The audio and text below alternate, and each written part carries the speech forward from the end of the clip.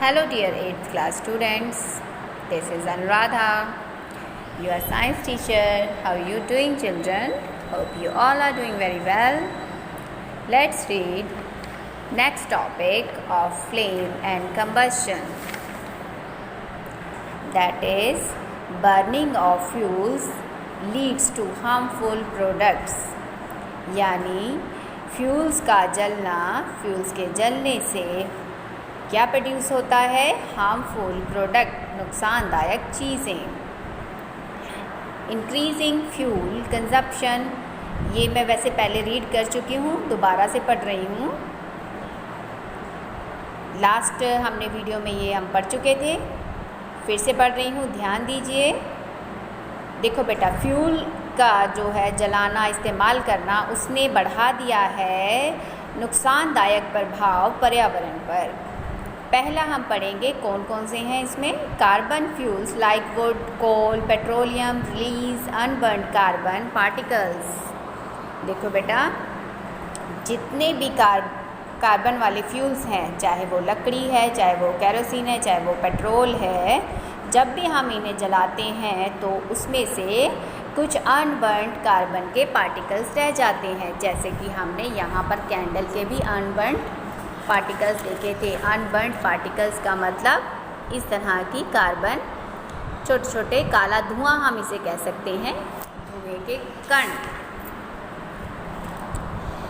These fine particles are dangerous pollutants. ये छोटे छोटे पार्टिकल्स जो हैं खतरनाक प्रदूषण कारक हैं, जो कि कॉज करते हैं स्वास्थ्य संबंधी बीमारियां, यानी रेस्पिरेटरी डिजीजेस, जैसे कि अस्थमा। अस्थमा बेटा, सांस लेने में तकलीफ़ होती है, वो ब्रेथलेसनेस हो जाती है उसमें। तो ये इस बीमारी का नाम है अस्थमा, जो कि रेस्पिरेटरी डिजीज़ है। नेक्स्ट है, इसके क्या प्रभाव पड़ रहे हैं। दूसरा पॉइंट है, इनकम्प्लीट कंबस्शन होने के कारण हम पढ़ चुके हैं कि धुआं तभी बनता है, काले पार्टिकल्स जो हैं कार्बन के, वो तभी निकलते हैं जब इनकम्प्लीट कंबस्शन होता है, अधूरी जलन क्रिया होती है of these fuels gives carbon monoxide. तो जब कभी भी लकड़ी, कोल, पेट्रोल, केरोसिन, डीजल, जब कभी भी ये फॉसिल फ्यूल्स जलाए जाते हैं तो उसमें से हार्मफुल गैसेस जैसे कार्बन मोनोऑक्साइड जो है रिलीज़ होती है, जो कि बहुत ही जहरीली गैस है, पॉइजनस, जहरीली। It is dangerous to burn coal in the closed room. तो ये बड़ा ख़तरनाक होता है जब हम अगर बंद कमरे में कोयले को जलाते हैं। आपको याद हो, लेसन 5 में हमने पढ़ा था कि कोल जो हैं कैसे बनते हैं, कोयले की फॉर्मेशन के बारे में हमें पता है। जो डेड रिमेन्स से प्लांट्स के लाखों साल पहले ज़मीन के नीचे दब गए थे, और वही प्लांट्स, एनिमल्स कन्वर्ट हो गए थे कोल में। Under high pressure and temperature they converted into coal. तो वही कोल को अगर हम कच्चे कोयले को जलाते हैं बंद कमरे में, तो उसमें से बहुत सारी कार्बन मोनोऑक्साइड गैस निकलती है, जो कि पॉइजनस गैस है, जहरीली gas. The carbon monoxide gas produced can kill person sleeping in that room. Carbon monoxide जो प्रोड्यूस होगी कोल को जलाने से, वो उस व्यक्ति को भी मार सकती है जो उस रूम में सो रहा था। थर्ड वन देखो, the combustion of the most fuels release carbon dioxide in the environment.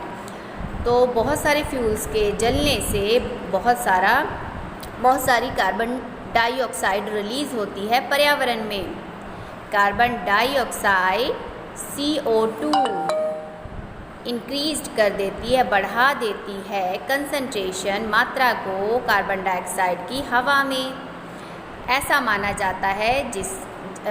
माना गया है कि यही कारण है ग्लोबल वार्मिंग का, and is believe to cause, यही कारण क्या बन गया है? वैश्विक गर्म होने का, यानी हमारे ग्लोब का, विश्व का गर्म होने का रीज़न बन गया है। अच्छा देखो बेटा,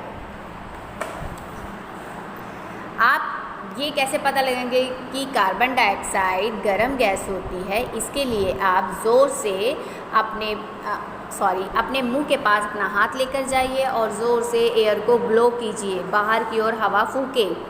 आप देखेंगे कि जो हवा आपने अपने हाथ पर ज़ोर से ब्लो आउट की थी वो गर्म थी।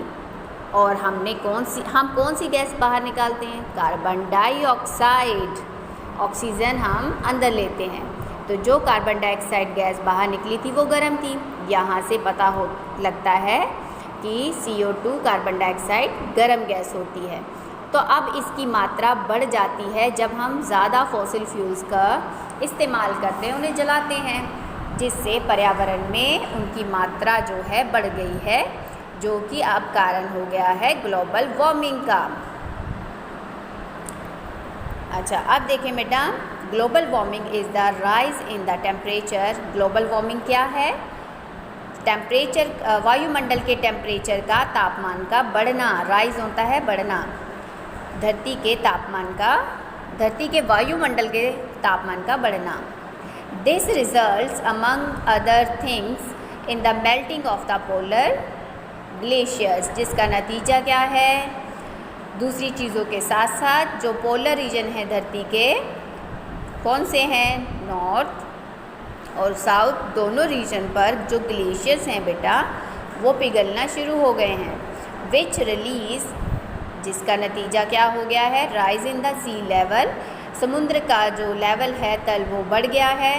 Causing floods in the coastal areas, जिसका नतीजा समुद्री इलाकों में बाढ़ आना है। लो लाइंग कोस्टल एरियाज में even be permanently submerged under water, यहाँ तक कि जो इलाके लो लाइंग हैं यानी निचली जगहें हैं समुद्री इलाकों के पास, नीचे गहरे जो इलाके होते हैं जहाँ पर जिसे हम कहेंगे जैसे कोई घाटी है, ऐसे वो पानी में परमानेंटली पूरी तरीके से पक्के तौर पर सबमर्ज डूब जाते हैं पानी के अंदर। नेक्स्ट है, तो ग्लोबल वार्मिंग का कितना बड़ा नुकसान हुआ है ना। देखो बेटा, फ्लड जो है सिर्फ इससे संपत्ति का ही नुकसान नहीं होता, कई जानें चली जाती हैं और बिजली जो है सप्लाई, सब चीज़ें ठप हो जाती हैं, जिनको वापस शुरू करने के लिए बहुत सारा पैसा भी लगाना पड़ता है। बीमारियां फैल जाती हैं फ्लड से। इसके ढेर सारे नुकसान हैं ग्लोबल वार्मिंग के। नेक्स्ट हम पढ़ रहे हैं burning of coal and diesel releases sulphur dioxide gas. देखो बेटा, कोयला हम जलाते हैं या डीजल जलाते हैं तो उसमें से सल्फर डाइऑक्साइड गैस भी निकलती है। कार्बन डाइऑक्साइड गैस के अलावा देखो बेटा, कोयले को जलाने से, पेट्रोल को जलाने से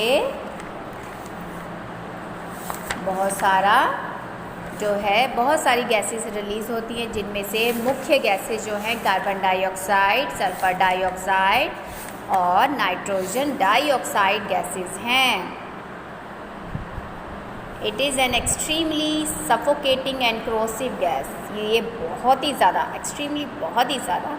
सफोकेटिंग, दम घोटने वाली और क्रोसिव गैस हैं, यानी कि गलाने वाली, किसी चीज़ को गलाने और खोरने वाली गैसेस हैं। Moreover petrol engines give of gaseous oxides of nitrogen. हालांकि जो पेट्रोल इंजन हैं वो गैसियस ऑक्साइड जो हैं नाइट्रोजन के रिलीज़ करते हैं, निकालते हैं, यानी गैस फॉर्म में। और ये ऑक्साइड जो है सल्फ़र के, ऑक्साइड क्या होता है? ऑक्सीजन। सल्फ़र के साथ ऑक्सीजन मिल जाती तो बन जाता है सल्फ़र डाइऑक्साइड। और नाइट्रोजन के जो ऑक्साइड हैं तो नाइट्रोजन डाइऑक्साइड डिज़ोल्व हो जाते हैं रेन वाटर में, पानी में, जिससे एसिड रेन बनती है, तेज़ाबी बारिश। Such rain is called acid rain. इस तरह की बारिश को हम कहते हैं तेज़ाबी बारिश। It is very harmful for crops, building and soil. You have already learned about in the class 7th. देखो बेटा, ये बहुत ही ज़्यादा नुकसानदायक है फसलों के लिए, इमारतों के लिए, मिट्टी के लिए। ये हमने क्लास 7th में भी इसके बारे में ऑलरेडी पढ़ा हुआ है। Acid rain.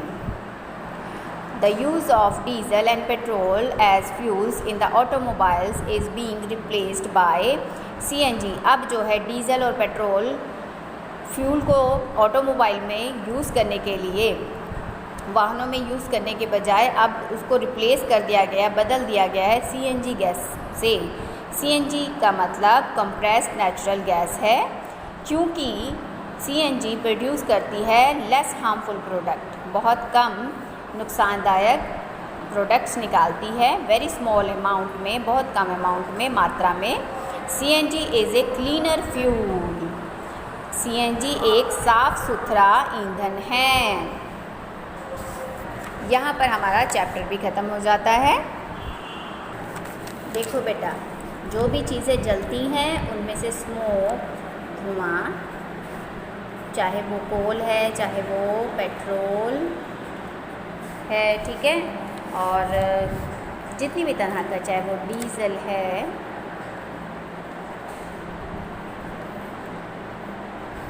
वुड है, उसमें से स्मोक निकला, धुआं, ठीक है। अब इस स्मोक के अंदर, इस धुएं के अंदर क्या है? मेजर गैसेस जो हैं CO2 है, carbon dioxide SO2, sulphur dioxide NO2, nitrogen dioxide. ये गैसेस जब हमारे एटमॉस्फेयर में चली जाती हैं, ठीक है, तब क्या होता है? तब ये क्लाउड, हाँ जी, देखो इधर से, तब जैसी रेन वाटर ड्रॉप फॉल होते हैं, नीचे गिरते हैं, तब ये गैसेस उनके साथ मिल जाती हैं। देखो, मान लो CO2, अब ये ऐसे, और मैं ये वाटर ड्रॉप बना रही हूँ H2O, ये आपस में मिल जाते हैं तो बनाते हैं कार्बोनिक एसिड।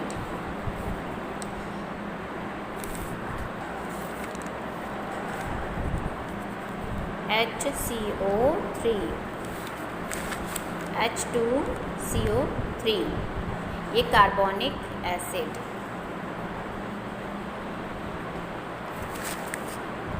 आपको पता है इस गैस का इस्तेमाल कोल्ड ड्रिंक बनाने में भी किया जाता है। अब है सल्फ़र डाइऑक्साइड। जब ये पानी की ड्रॉप से मिलती है H2O, तो तब ये इस तरीके से, और इसके साथ फिर से एक जो है वाटर ड्रॉप फिर मिलता है वापस, फिर इस तरीके से H2SO4 सल्फ्यूरिक एसिड बन जाता है। और आगे है नाइट्रोजन, बन जाता है plus water drop H2O, nitric acid बनाता है H2NO3 या HNO3 भी होता है बेटा इसका फॉर्मूला। तो अब इसे हम नाइट्रिक एसिड कहते हैं। ये तीनों बहुत ही ज़्यादा क्रोसिव चीज़ों को गलाने वाले हैं, और ये फसलों को भी ज़ाहिर है गला देंगे, ठीक है, बिल्डिंग्स को भी गलाएंगे। फर्श पर गिर जाता है तेज़ाब तो वहाँ का फर्श ही गल जाता है ना, तो बहुत ही ज़्यादा ये हमारी स्किन पे गिरेगा तो कितना हार्मफुल होगा। सो हमें कम से कम जो है इनका रिप्लेसमेंट ढूंढना पड़ेगा, कि ऑल्टरनेटिव कोई तरीका ढूंढे, जैसे CNG गैस का ज़्यादा इस्तेमाल करें ऑटोमोबाइल्स में। तो गवर्नमेंट को भी ये चाहिए कि वो इन चीज़ों को ध्यान में रखे और इसकी इम्प्लीमेंटेशन जल्द से जल्द करें। ओके डियर, आज के लिए इतना ही। उम्मीद है कि आपको आज का पढ़ाया समझ में आया होगा। तो इस तरीके से हमने जाना कैसे एसिड रेन फॉर्म होती है। यही बारिश का पानी ज़मीन पर आता है जिसमें हार्मफुल गैसेस मिली होती हैं। तो याद रहे बेटा, जब कभी भी पहली बारिश होती है तो आपको नहाना नहीं चाहिए। क्यों? क्योंकि उस बारिश में ज़्यादा हार्मफुल गैसेस हैं। तो पहली बारिश में ज़्यादा हार्मफुल गैसेस होंगी और वो एसिडिक होंगी, जिससे हमारी स्किन एलर्जी हो सकती है, रैशेज़ हो सकते हैं, आँखों में भी अगर डलता है ये पानी तो नुकसानदायक होता है। ओके डियर, आज के लिए इतना ही। Thank you.